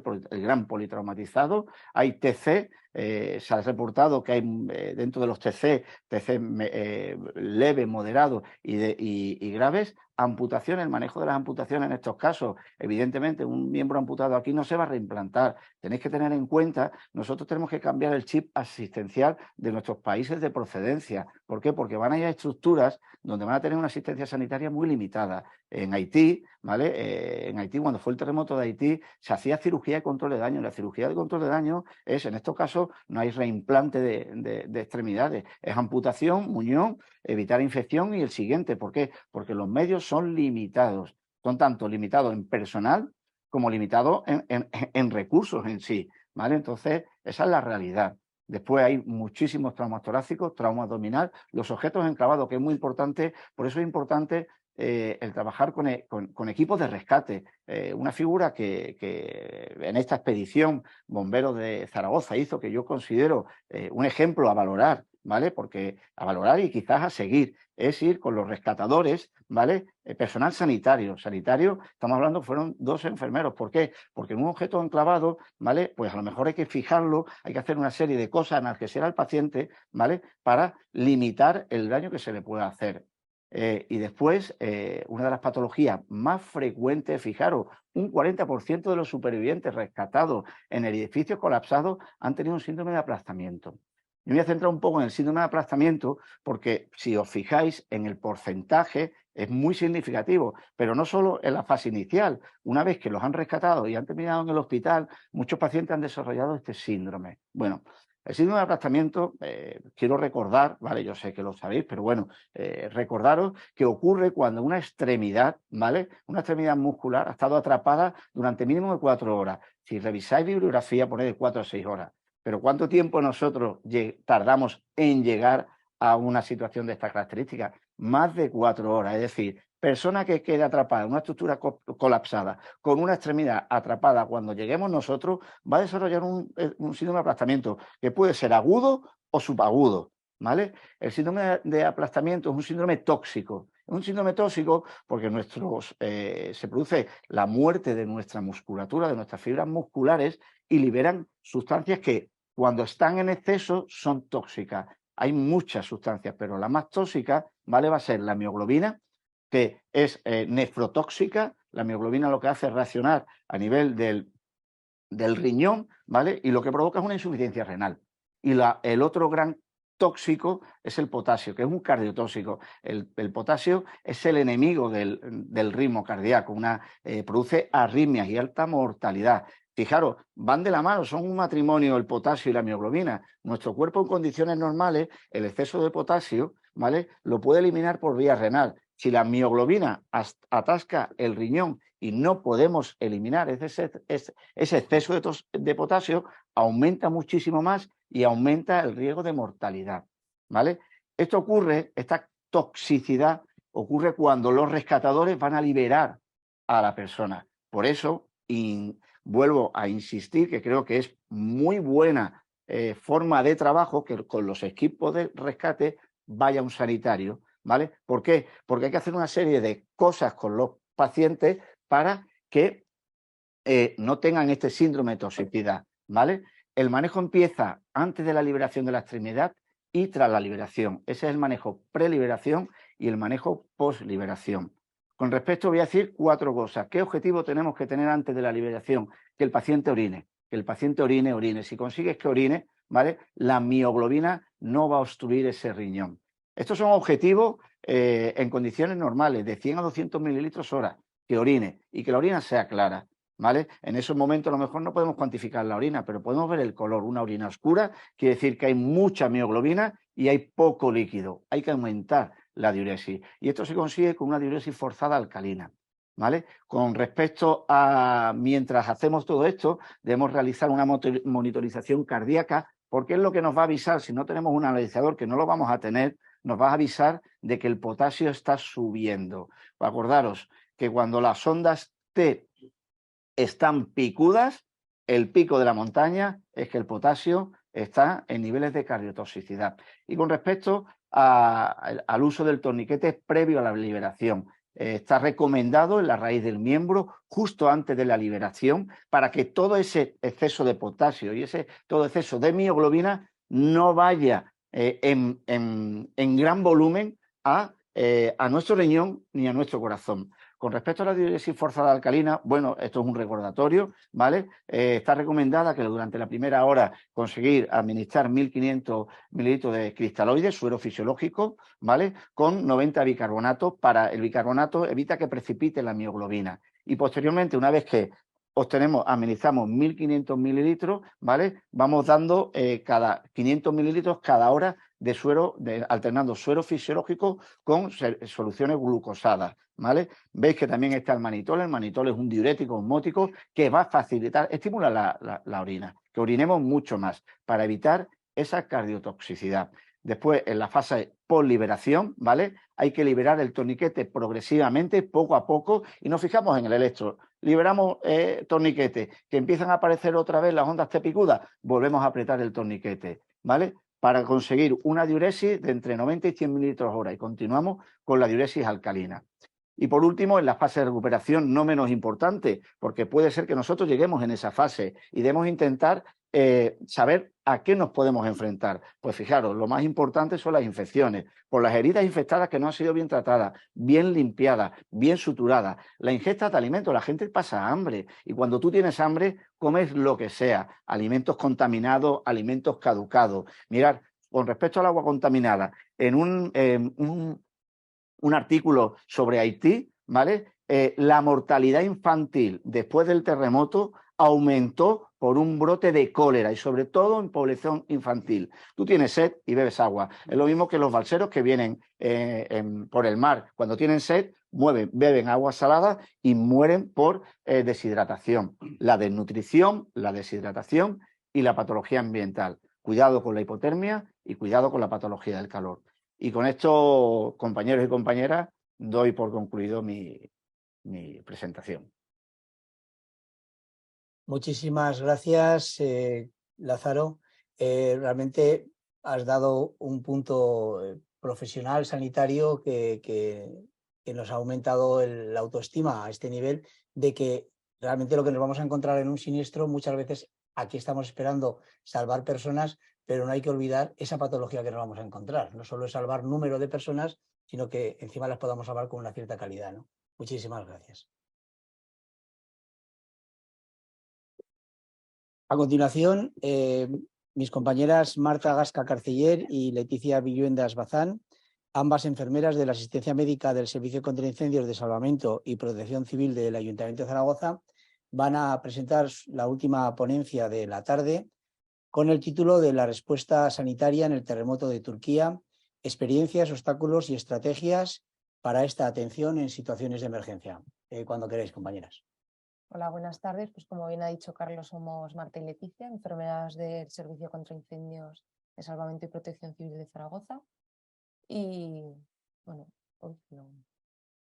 nosotras formamos parte del contingente de intervención que fuimos desde Zaragoza para colaborar en el terremoto de Turquía. Como enfermeras extrahospitalarias siempre estamos dispuestas o preparadas para asistir a ciertas emergencias, pero en este caso, aparte de sentirnos orgullosas a la hora de contar con nosotras para colaborar en dicho terremoto, también te surgen ciertos sentimientos de incertidumbre y sensación de que nunca estás preparado para poder asistir a este tipo de siniestros, ¿vale? El contingente de intervención se creó el día 6 de febrero a las 11:30 de la noche, que como han contado antes, pues ese mismo día a la 1:30 de la mañana o así se produjo el terremoto. Y este contingente de intervención estaba compuesto por un jefe de expedición, que es Enrique Mur, el que ha hablado previamente, un jefe de intervención, 3 guías caninos más sus 3 perros y nosotras 2 como sanitarias. Tras ello se decide quedar al día siguiente, 7 de febrero, a las 5 de la mañana en el Parque Bomberos número 1 para ya lo que es preparar todo el material que teníamos que llevar. En él estaban también los compañeros de guardia, los cuales nos ayudaron a guardar todo y preparar el material. Destaca que como los sanitarios que estaban allí de guardia vinieron, aparte de preparar el material, también nos dieron ciertos consejos acerca de qué llevarnos o no, ya que al final era nuestra primera experiencia. Y dicho material preparamos todo, no debía pasar de los 210 kilogramos, es decir, 30 kilos por persona. Este contenía material de rescate, material sanitario, raciones de avituallamiento y ya material personal de los perros. Respecto al material sanitario, lo llevamos en 2 arcones y 2 mochilas de intervención, los cuales contenían material para la canalización de la vía intravenosa, vía intraósea, fluidoterapia y medicación intravenosa. Material de curas como gasas, vendas y algún antiséptico. Material para el control de hemorragias como torniquetes y agentes hemostáticos, calientasueros, mantas térmicas alunizadas y medicación oral como antiinflamatorios, antihistamínicos, analgésicos, antidiarreicos, ya que aparte de poder proporcionar una correcta asistencia a los civiles turcos, también nos garantizábamos el poder solventar cualquier problema de salud que podíamos tener nosotros o nuestros propios compañeros que formábamos el equipo. Al final, tanto con el material sanitario como el de rescate y todo el material personal, el peso se elevó a 530 kilogramos, además de los perros. No hubo problemas gracias a las gestiones que hizo previamente Quique Moore hablando con la aerolínea Turkish Airlines. Como bien ha explicado Enrique Moore, Volamos con vuelo regular con Turkish Airlines de Madrid a Estambul, de allí a Gaziantep, y nos introdujeron en el corredor humanitario, donde decidieron que la ciudad de destino sería Adiyaman. Durante estos parones, digamos, en los aeropuertos, se cogió una tarjeta de datos para estar en continuo contacto con España, así como establecer la red de contactos que ha nombrado también, como por ejemplo con los bomberos de Huelva o los bomberos de Valencia, ya que si tanto alguno de esos equipos como nosotros teníamos algún problema o necesitamos ayuda, contactar e ir digamos, al rescate. Durante el trayecto a Adiyaman nosotros pues, desconocíamos el daño que había sufrido la ciudad. Es decir, que gracias a la buena respuesta también de los sistemas de emergencia de Turquía, todas aquellas víctimas que no estaban atrapadas o bajo escombro habían sido ya evacuadas a distintos hospitales. Por lo que nuestra labor o el objetivo de trabajo fue la búsqueda en equipo de supervivientes entre los escombros. El método de trabajo, las inspecciones a realizar por el contingente están dirigidas de manera ordenada por el jefe de la expedición y seguimos el método concéntrico. Durante estas inspecciones observamos la desesperación de la gente, como bien ha explicado antes Enrique Mur. Había cierta fase de negación y nos encontrábamos a muchos civiles pidiéndonos ayuda, incluso diciéndote que habían escuchado al familiar o habían escuchado su teléfono cuando el terremoto había ocurrido ya ya casi habían pasado 2 días a lo que nosotros llegamos a Adiyaman. Entonces, en esos momentos nosotros sí que era difícil actuar porque no podías atender ni ayudar a todos y también el decirles que no para seguir, digamos, las órdenes de trabajo o una organización era difícil. Además que también teníamos que garantizar lo que eran los descansos de los perros. Y ya. En un momento de las inspecciones nos solicitó el jefe de la expedición, Enrique Mur, para que valorásemos uno de los edificios, puesto que había indicios de vida. Nos habían llamado anteriormente los civiles turcos y solicitó que nos personásemos allí. Fuimos el equipo y así fue que valoraron que había indicios de vida en el edificio que observamos a la derecha. En él habían desaparecido prácticamente el bajo y y la segunda planta, y las sanitarias nos quedamos a pie de escombro, puesto que era un edificio muy inestable y que podía derrumbarse en cualquier momento. Los compañeros accedieron al tercer piso, se realizó mediante una barandilla que se puso como medio de fortuna, y una vez allí realizaron un pequeño butrón de unos 10 centímetros de diámetro para valorar si debajo de ese butrón se podría encontrar la víctima. Afortunadamente así fue, y tal cual hicieron el butrón de pequeño diámetro, tuvieron un contacto verbal con ella. Una vez que ya tuvieron ese primer contacto, sí que nos solicitaron para que acudiésemos a la tercera planta para realizar las maniobras de rescate en conjunto con nuestros compañeros y más rescatistas turcos. Se hizo un butrón de un diámetro suficiente como para poder introducir a las personas por él, y una vez realizado descendió el jefe de la expedición, uno de los rescatistas turcos y una de las sanitarias. Una vez en el piso inferior nos encontramos afortunadamente ya a Zarife, a la mujer. Esta llevaba más de 48 horas atrapada. Sin embargo, tenía una losa de cemento encima que impedía movilizarse, pero no tenía signos de aplastamiento, que, como nos ha comentado anteriormente Lázaro, pues podría haber ocasionado múltiples lesiones de mayor difícil manejo. Sí que tenía evidentes signos de hipotermia. Hay que recordar que en esa ciudad hacía unas temperaturas de 5 grados bajo cero, especialmente por la noche, y evidentes signos de deshidratación. Estuvimos en contacto con ella, y los rescatistas que estaban en el piso superior nos descendieron uno de los tableros, una tabla de planchar, que le cortaron las patas, y lo hicimos como método de tablero espinal como medio de fortuna. y con él pudimos, con la mayor restricción de movimientos espinales posible, proceder a la evacuación de la víctima a un piso superior. La recibieron tanto otra sanitaria como los resto de rescatistas, de tal manera que se pudo hacer un buen manejo de la víctima. Una vez allí se procedió a descender a la víctima a pie de calle, que como podemos observar en la foto de la derecha, había multitud de civiles para la colaboración, puesto que era una zona bastante inestable, y así fue, puesto que unos minutos posteriores tuvimos un pequeño seísmo, una pequeña réplica.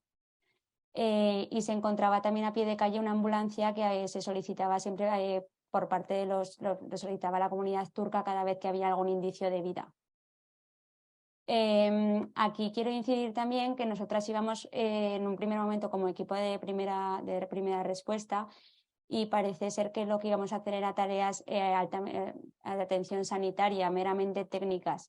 Sin embargo, como hemos comentado, la mayoría de los civiles que habían sido lesionados habían sido ya desplazados por civiles, de tal manera que nuestra labor también fue muy encaminada a dar apoyo emocional a todas aquellas víctimas y familiares y allegados que estaban esperando a pie de escombro a ver si podíamos averiguar si había algún familiar suyo con vida. Para todo ello, la pieza clave fue Mehmet. Mehmet fue un guía turco que tuvimos el primer contacto con él en Gaziantep y que nos sirvió, en principio, su primera labor iba a ser como traductor. Sin embargo, se convirtió en un rescatista más, porque cuando estábamos en la zona, en el edificio para rescatar a la víctima, él se asomaba por el butrón y procedía a hacer la traducción de todas aquellas cosas que le íbamos solicitando, para valorar también si Zarife presentaba alguna lesión adicional que podía pasarnos desapercibida, e incluso indicarle cada movimiento que íbamos a realizar. Además, también Mehmet fue una pieza fundamental, puesto que consiguió involucrar a la comunidad, guardando los silencios oportunos a la hora de realizar las inspecciones, y les hacía partícipes en la inspección, y haciendo así que aumentase nuestra confianza y solidaridad hacia el equipo. Como hemos comentado, somos enfermeras de bomberos y trabajamos en equipo con nuestros compañeros. Por ello queremos incidir que no solo en esta labor, sino en todas nuestras labores del día a día, formamos un equipo multidisciplinar, y eso es de gran relevancia. De esta manera, no solo en esta intervención se logra realizar una atención integral y una atención integrada para administrar una asistencia sanitaria de calidad a todos los pacientes. Ya para ir concluyendo nuestra presentación, queremos destacar una serie de lecciones aprendidas de nuestra experiencia. La primera, que debido a alcanzar estas temperaturas extremas, como hemos dicho, menos 5 grados centígrados, observamos que las mantas térmicas salinizadas que llevamos fueron escasas a la hora de haber tenido que atender a múltiples víctimas, ya que estas se hubiesen necesitado para la prevención y el tratamiento de la hipotermia. Lo mismo nos sucedió con el calientasueros para administrar fluidoterapia caliente, ya que solo disponíamos de uno. También decir que la preparación, el entrenamiento y la experiencia son esenciales, pero nunca hay que dejar aparte o de lado la adaptabilidad o la flexibilidad en este tipo de situaciones. Que somos un equipo de primera respuesta en el que nos hemos de adaptar de manera rápida a cualquier situación, ya que estamos ante entornos cambiantes y hostiles, y no dejar de lado lo que es el apoyo emocional y moral, además de la asistencia médica. Y por último, la realización del trabajo en equipo, al conocernos todos, también facilitó que el trabajo fuese más organizado y fluido, además de que la carga emocional que este tipo de siniestros supone para también los equipos de rescate o que van a intervenir, se llevó de manera más amena gracias a conocernos. Y con esto, pues muchas gracias. Muchísimas gracias, Marta y Leticia, por ajustaros al tiempo. Os ha sobrado incluso tiempo. Ha sido muy claro, muy conciso y bueno, como teníais también un poco de respeto, porque ya estará todo dicho cuando habéis llegado vosotras, pues no estaba todo dicho, y habéis dado una un soplo de aire fresco, ¿no? a este final. Os agradecemos vuestro trabajo y bueno, vuestra presencia en dicho siniestro. Por último, y antes de la parte de las conclusiones, vamos a hacer lectura de algunas de las preguntas que han podido entrar a través de la web. Hay una pregunta dirigida a Teo. Nos comentan que el abastecimiento de agua en la zona, ¿cómo lo pudisteis resolver? Bueno, nosotros llevábamos algo de agua, algo en la medida de que podíamos llevar, pero allí en cuando llegamos nosotros, que llegamos aproximadamente en 2 días y medio de terremoto, había el abastecimiento de comida y agua era bastante abundante porque ya se habían montado puestos, digamos, como imaginemos, una especie de puestos callejeros donde se repartía comida y se repartían botellas de agua. O sea que eso fue bastante fácil. De hecho, nosotros nos llamó mucho la atención que en el transcurso del viaje, por ejemplo, cuando llegamos a Estambul, en el transcurso del viaje en un autobús del aeropuerto de Estambul a un aeropuerto militar donde nos embarcaron en el vuelo militar, aquello era una ciudad absolutamente normal. Sí que es cierto que estaba bastante distante, a 1000 kilómetros, pero una ciudad que probablemente no se había enterado de nada. Pero no quiero decir esto porque quizás a pocos kilómetros, a lo mejor puedo hablar de 200, 300 kilómetros de la zona donde nosotros estuvimos en Yamán, es probable que la vida fuera normal, y entonces era muy fácil con camiones o con otros medios montar un dispositivo para dar agua y comida, sobre todo a toda la gente y a nosotros también, a los rescatistas que estuvimos allí. Muy bien. Y otra pregunta también estaba dirigida a Leandro. La diferencia entre los kilos de peso máximos que se dejan facturar y el peso final, ¿eso cómo se solucionó en vuestro caso? Nosotros, os he comentado antes que hemos tenido varias experiencias en terremotos. Entonces, nosotros somos equipo USAR ligero, nosotros no llevamos prácticamente nada. Nosotros llevamos la comida del perro, llevamos 1,5 litros de agua para el perro y allí ten en cuenta que nos llamaba la organización. Os diré, por ejemplo, igual que mi compañero Teo, nosotros no llevamos prácticamente nada. O sea, antes habéis hablado de pesos y tal, nosotros íbamos con una mochila, punto. O sea, ¿cuánto? Pues lo podías meter en cualquier avión. Entonces, nosotros llegamos allí y nos ponemos a disposición del puesto de mando avanzado, que como os comentaba antes, tenía un listado, teníamos 2 pick-up o un Movimov para movernos por los sitios y tal. Y por la noche, pues estábamos, como habéis visto, en medio de un olivar, pues allí en una tienda de campaña. Como sea. Entonces, los 2 primeros días no comimos hasta que le pillamos el punto. Deciros ahí, la organización en Turquía ponían trailers de agua embotellada en las calles. Todo el mundo cogía la que quisiera. Le pillamos el punto el segundo día. Los 2 primeros días tuvimos un sano ayuno y luego pues ya empezamos a comer porque en distintos puntos de la ciudad pues tenían unas cocinas para que cualquiera que llegara se ponía en la cola y esperaba. Nosotros, deciros también, la gente en Turquía, mis compañeros y mis compañeras, ¿no? Cuando habéis estado allí, os ha pasado igual, la gente conmovida con el esfuerzo que hacíamos, muy agradecida. No había ninguna cola donde nos pusiéramos, que a los 30 segundos estábamos los primeros. No había nada que le pudieran darnos que inmediatamente nos lo dieran. Entonces, a partir del segundo día, pues como os digo, vimos que la gente estaba allí, llegamos la primera vez muy tímidamente a ver si nos daban de comer, no solamente nos dieron de comer, sino que aquí tenéis anchas Castilla, lo que queráis, amigos, y entonces pues nos aprendimos el cuento. Entonces por la mañana y por la noche comíamos y el resto del día pues hacíamos todo lo que podíamos. No sé si he contestado la pregunta, amigos. Sí, claramente, porque lo has denominado USAR ligero, equipo USAR ligero, entonces en vuestro caso evidentemente vais con lo opuesto, ¿no? Como quien dice. Con lo opuesto. De hecho, nosotros estuvimos en Hatay. Hatay, como os comentaba en el vídeo que salíamos en la pick-up, y un compañero amigo me dice, oye, me recuerda a un bombardeo en Beirut, que es una foto que él había visto. Y nosotros, curiosamente, en la pick-up detrás íbamos comentando lo mismo. Digo, macho, esto es zona de guerra. Entonces, muchas calles, pues habéis visto también edificios que ocupaban parte de la calle, o sea, prácticamente no te podías desplazar por la ciudad. Entonces, pues gran parte lo hacíamos caminando. Veíamos las montañas de agua y cogíamos un litrito y nos lo bebíamos a los perros que no les faltara de nada y nosotros pues ya lo que pudiéramos acá y si no ya en casa pues, volveríamos a comer de nuevo. Muchas gracias, Leandro. Nada, hombre. Una pregunta para el doctor Lázaro Jiménez.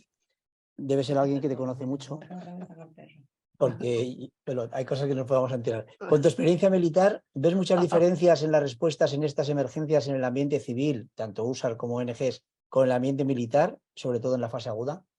Hombre, ya se puede, ¿no?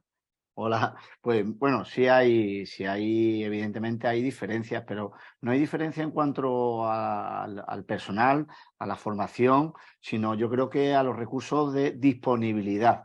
Es decir, el ejército tiene medios aéreos para desplazar con la autorización del gobierno, ¿vale? Y es directamente el Ministerio de Defensa. Entonces, en cuanto a rapidez de respuesta, sí.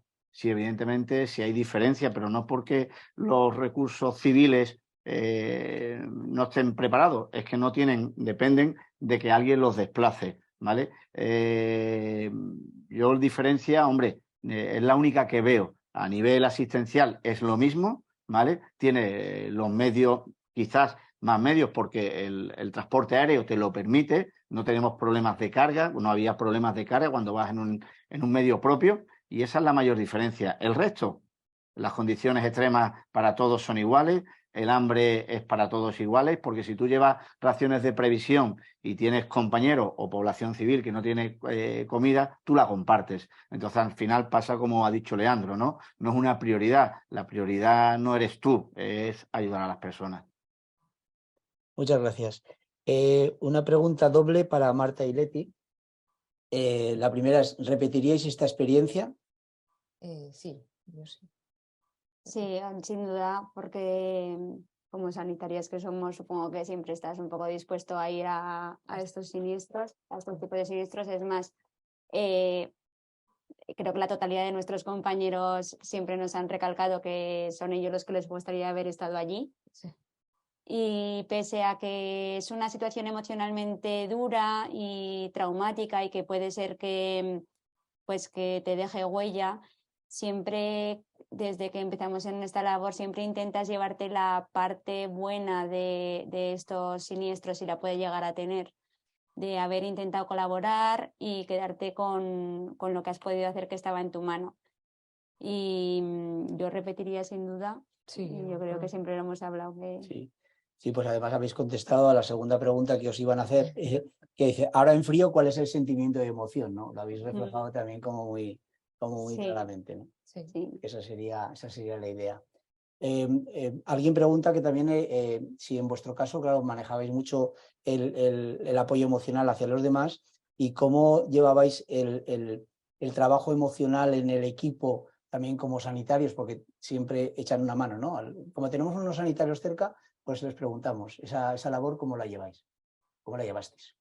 Pues yo creo que, bueno, es un poco lo que hemos dicho, que el hecho de conocernos y haber trabajado previamente, luego a la hora de los ratillos que tenías de descanso, de cierto modo sabíamos desconectar. Igual tampoco vino ninguno en concreto a decir, tengo una carga emocional o no sé llevar o cómo afrontar esta situación. Entonces yo creo que eso también facilitó un poco, ¿no? Creo que también además aprendimos muy bien a cómo, pues después de cada situación que podía estar un poco tensa, hablar entre nosotros, ver un poco, valorar un poco qué es lo que habíamos visto, que cada uno expresase un poco cómo se sentía, y eso creo que nos ayudó un poco más a aceptar posteriormente la situación. Y en cuanto, no sé si se refería también en cuanto a los familiares, o sea, a personales de allí de Turquía, eso no sé si se refería a eso. Sí que es verdad que con la barrera del idioma era muy complicado el intentar mantener con ellos, pues empatizar con ellos y mostrarles nuestro apoyo. Siempre es verdad que existe la comunicación no verbal y que hemos intentado mantener siempre, y ahí es cuando es verdad que Mehmet hizo su papel intentando mostrar todo aquello que le íbamos diciendo. Sí. Sin embargo, pues eso, están en una fase de negación, pese a que estaban muy agradecidos con la labor que estábamos haciendo, pues es una fase que tienen que pasar. Sí, además, así en off, este año hacemos la asistencia médica de bomberos de Zaragoza, hacemos 40 años, 12 médicos, 12 enfermeros, enfermeras, 12 médicos, 12 médicas, y les tiene que tocar a las dos más jóvenes. Y la verdad es que fue un sorteo puro y duro, pero realmente fueron las que se quedó mucha gente en el bombo y les tuvo que tocar a las dos que últimamente habían entrado, ¿no? Pero bueno, el trabajo fue espectacular. Una pregunta para Leandro con respecto a los perros, perdón. Dice, ¿cuántas horas pueden buscar los perros de manera continuada? Muy buena pregunta. Los perros, hasta que no están, en este caso, por ejemplo, nosotros empezábamos por la mañana, en torno a las 10 de la mañana, pero es porque estábamos ininterrumpidamente hasta las 1:30, 2 de la mañana. Había días que incluso más tarde. ¿Por qué parábamos a las 2 de la mañana? Porque tampoco habíamos ido allí a dormir como mis compañeros, ¿no? Pues porque los perros ya no podían más. Entonces, fijaros la cantidad de horas. ¿Por qué no podían más? Sobre todo era, ya se habían hecho tanto daño, o sea, se habían clavado tanta... Psst, ven aquí, pájaro, que está aquí al lado mía. Ven, ven. Aquí, hombre, te van a saludar aquí. Mira, aquí tengo al bicharraco. Pues estaba tantas horas el tipo que, por cierto, todavía tiene una pata lastimada desde entonces, está tomando antiinflamatorio. Estaba tan lastimado ya que ya no es que ellos no siguieran trabajando, seguían trabajando. Era nosotros que nos daba miedo de que no fueran todos los fiables que debían de ser, porque ya hemos comentado la responsabilidad que tenemos tanto cuando marcamos una zona como cuando descartamos una zona. El esfuerzo que se emplea ahí y las consecuencias son tan grandes que te abruma la responsabilidad y si no te fías, nosotros incluso en algunos puntos hemos soltado a un tercer perro, ante la duda. Y bueno, no sé si lo he contestado también, amigos. Sí, claramente. Otra pregunta va dirigida a las compañeras de Zaragoza y dice, ¿tenéis protocolizado o plasmado en forma de plan la intervención sanitaria en el rescate en catástrofes de esta magnitud? Enhorabuena de nuevo por tu trabajo. A nivel internacional no hay ningún plan plasmado, sí que está el plan de emergencia en catástrofes en el municipio de Zaragoza. Sin embargo, de esta magnitud a nivel preparación de material, preparación de personal, medios que debíamos de contar o actuación a llevar a cabo, puesto que son situaciones muy cambiantes, cada catástrofe es muy distinta, en unas puede hacer calor, en otras puede hacer frío, en otras puedes llegar a las 24 horas y en otras, como en Haití, llegas a los 3 o 4 días. Es muy difícil de planificar. Sin embargo, pues bueno, es un punto que siempre desde que volvimos se dijo un poco de llevar a cabo, pero poco a poco. Muy bien. Tenemos unas conclusiones que ya no tenemos ninguna pregunta pendiente en la web. Así a vuela pluma y luego las plasmaremos también en la página. ¿Tenemos una pregunta? Vale, pues a ver si llega. Perdonar. ¿Sí? ¿No? Vale, vale. Era la repetición de la de los perros y ya la has contestado, Leandro. No la vas a contestar otra vez. Bueno, mira, las compañeras han estado comentando antes el tema emocional, no sé si compartís conmigo. A mí me pareció el pueblo turco, me sorprendió además mucho nosotros llegamos el 6.º día, es lo que un poco antes has comentado, llegamos el 6.º día. Entonces estuvimos allí, nos vinimos el 13, ¿no? Y me pareció un pueblo, no sé si es por la religión o porque ya tuvieron, en los finales de los 90 tuvieron otro terremoto fuerte, me pareció un pueblo muy estoico, con una entereza. Mucha gente nos solicitaba la búsqueda de sus hijos, bebés, adolescentes, niños pequeños, cuando veían que efectivamente la entrega era total, te metías en todos los resquicios. Ya os comentaba antes que ellos estaban muy sensibilizados porque habían tenido muchos movimientos en 1135 los 2 primeros días. Es que hay que ponerse en su lugar, ¿no? Y lo aceptaban. Yo bebés, ¿no? Y me quedaba, digo, ya, algunos abrazos habéis dado también, ¿no? Lógicamente, ellos te agradecen tanto que tú te hayas esforzado, te hayas expuesto tanto, aunque no hayas encontrado nada, ¿no? Lógicamente, a donde fuera, pues si venía otro grupo y podía buscar, pues oye, si es que es tu familiar, ¿no? No vas a decir que no, ¿no? Pero bueno, quería comentaros eso, ¿no? No sé si estáis de acuerdo conmigo o no. Sí. No, si nosotras nos dimos cuenta que, aparte de que estaban agradecidos y por la barrera y demás, sí que es verdad que se ponían así la mano en el corazón. Luego, aunque digamos, siempre decimos que parecíamos portadores de malas noticias, porque ibas al escombro y, claro, tú les decías que no había indicios de supervivencia. Pero sí que es verdad que igual les ayudabas luego, en cierto modo, a pasar de esa fase de negación un poco a aceptar la situación, pasar al siguiente nivel y por lo menos ya lo que es recuperar el cadáver de ese ser querido y ya pues finalizar un poco el proceso, ¿no? O sea, es un poco ese sentimiento. Muy bien. Pues si os parece, pasamos a las conclusiones, que las publicaremos también en la página de ASBE. En principio, dar valor e importancia a la logística, tanto a la fase previa de la catástrofe, es decir, esos preparativos que tenemos que tener cuando no estamos en el lío catastrófico, y luego in situ, ¿no? Pues el uso de tarjetas, con los contactos locales los máximos que tengamos, esa presencia del traductor que en todos los grupos ha sido como muy significativa. Tener claras las vías de acceso para la ayuda de los siniestros internacionales, bien sea a través de los equipos USAR, a través de Protección Civil Europa y las nacionales, o también a través de las vías de embajadas y a través de la Guardia Civil y Policía de estas embajadas. Importancia también de la rapidez de acción, cuanto antes se llega, más probabilidades tienes de conseguir rescatar con vida. Esa importancia de las ONGs como segunda vía también en las catástrofes internacionales que habéis comentado. Valorizar y poner muy encima de la mesa ese trinomio de trabajo de bomberos, unidades caninas y sanitarios, esos bomberos rescatadores, esas unidades caninas localizadoras y esos sanitarios salvadores junto al resto del equipo. Importante pensar en las lesiones que nos vamos a encontrar, no solo salvar personas, sino ir un poco más allá y pensar en ese síndrome de aplastamiento o cualquier otra lesión que nos podamos encontrar. Y para nosotros, evidentemente, es fundamental contar con sanitarios de bomberos en estos equipos de trabajo, por todo lo que somos y lo que podemos hacer de apoyo tanto a los bomberos como a la población, como a nuestros propios compañeros y trabajadores de nuestro entorno, ¿no? Y con esto finalizamos la webinar. Felicidades a todos desde la Asociación de Sanitarios de Bomberos de España. Agradecimiento para SELF y para APTV. Y gracias por participar y hasta la siguiente, que esperemos que sea pronto. Tendremos pronto unas jornadas en Zaragoza, unas jornadas tácticas y nuestro congreso, nuestras jornadas nacionales de ASBE también en Zaragoza. Os iremos informando a través de la web. Muchísimas gracias por vuestra atención y sed felices.